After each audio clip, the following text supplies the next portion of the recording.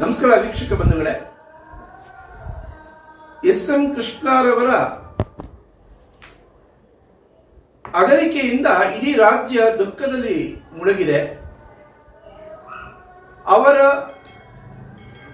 ಆದರ್ಶಗಳು, ಅವರು ಈ ಸಮಾಜಕ್ಕೆ ಕೊಟ್ಟಂತ ಕೊಡುಗೆ, ಒಬ್ಬ ಸುಸಂಸ್ಕೃತ ರಾಜಕಾರಣಿಯಾಗಿ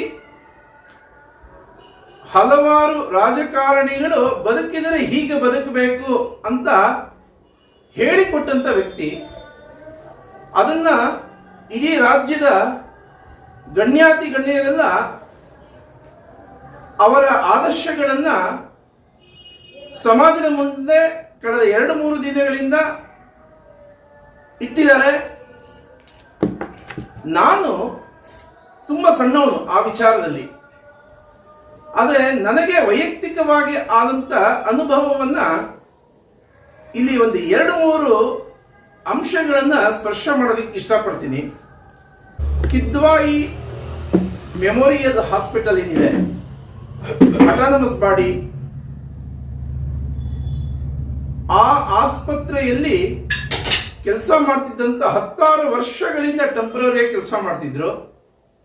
ಮಾನ್ಯ ಮುಖ್ಯಮಂತ್ರಿಗಳಾಗಿ ಎಸ್.ಎಂ. ಕೃಷ್ಣ ಅವರು ಮುಖ್ಯಮಂತ್ರಿಗಳಾಗಿ ಅಲ್ಲಿದ್ದಂತ ಡಿ ಗ್ರೂಪ್ ನೌಕರರು, ಸಿ ಗ್ರೇಡ್ ನೌಕರರು, ಇಂಥ ವ್ಯಕ್ತಿಗಳನ್ನ ಪರ್ಮನೆಂಟ್ ಮಾಡಿದ್ರು. ಅದು ಯಾವ ರೀತಿ ಅಂತ ಯೋಚನೆ ಮಾಡಿದಾಗ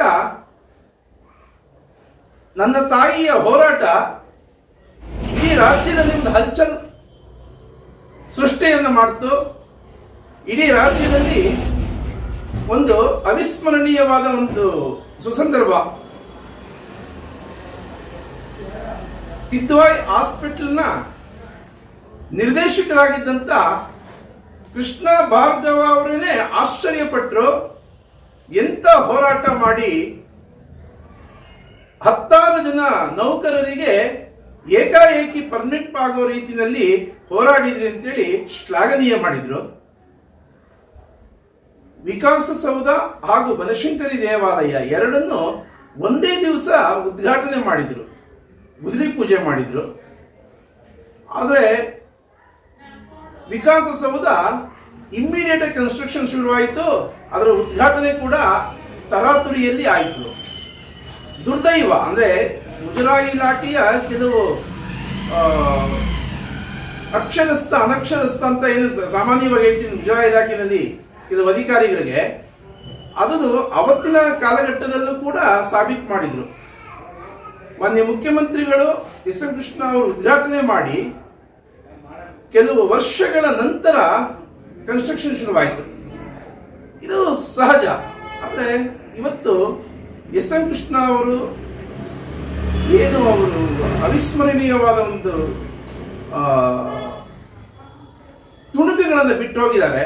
ಅದು ನಮಗೆಲ್ಲ ಒಂದು ಆದರ್ಶ ಅಂತ ಅನ್ಸುತ್ತೆ. ನೋಡಿ, ಎಂತ ಅವಿಸ್ಮರಣೀಯವಾದ